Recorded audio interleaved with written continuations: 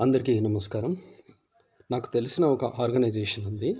ఆ ఆర్గనైజేషన్ వాళ్ళు ఏంటంటే అనాథ పిల్లలకి, అలాగే వికలాంగులకి, అలాగే రైతులు ఎవరైతే ఉన్నారో వాళ్ళకి సహాయం చేయడానికి వాళ్ళు రకరకాల యాక్టివిటీస్ చేస్తూ ఉంటారు. ఆ ఆర్గనైజేషన్ వాళ్ళు నాకు పరిచయస్తులే వాళ్ళు.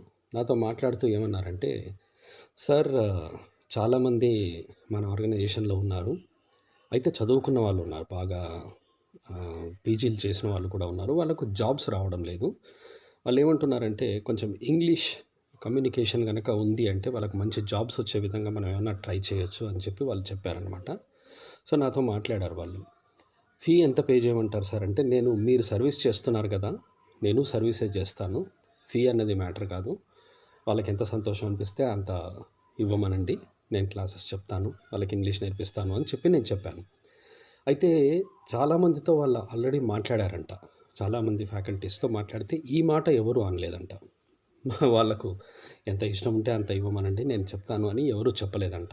నేను అలా చెప్పేసరికి, సరే అయితే మీ క్లాసెసే ఉంటే బాగుంటుంది అని చెప్పారు. అంతే. సో, క్లాసెస్ వచ్చేసి రేపటి నుండి స్టార్ట్ అవుతాయి. 11:00కి అంటే మండే. డేట్ వచ్చేసి 9థ్.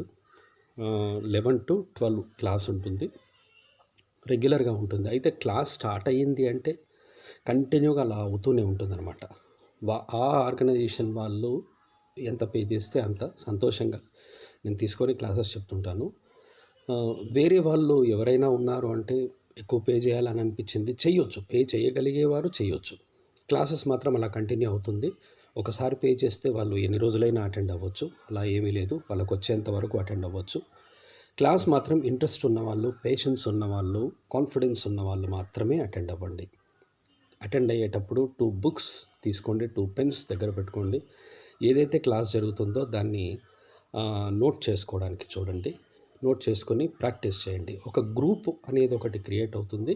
ఆ క్రియేట్ చేయడంలో మీ నంబర్ కనుక యాడ్ చేయమంటే యాడ్ చేయడం జరుగుతుంది. మీరు ఎప్పుడైతే ఎగ్జిట్ అవ్వాలనుకుంటున్నారో అవ్వచ్చు. దాంట్లో ఏ ప్రాబ్లం లేదు. కానీ క్లాసెస్ అటెండ్ అయ్యేటప్పుడు మాత్రం ఇంట్రెస్ట్తో అటెండ్ అవ్వండి. పేషెన్స్ ఉండాలి మీకు. ప్రతి ఒక్కటి రాసుకోండి.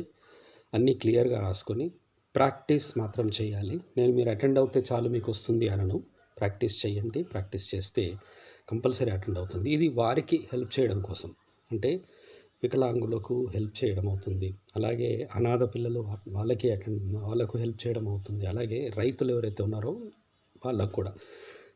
నాకు చాలా రోజుల నుండి ఏదో ఒక విధంగా సహాయం చేయాలి అనిపిస్తుంది. ఆ ఆపర్చునిటీ ఇప్పుడు రావడం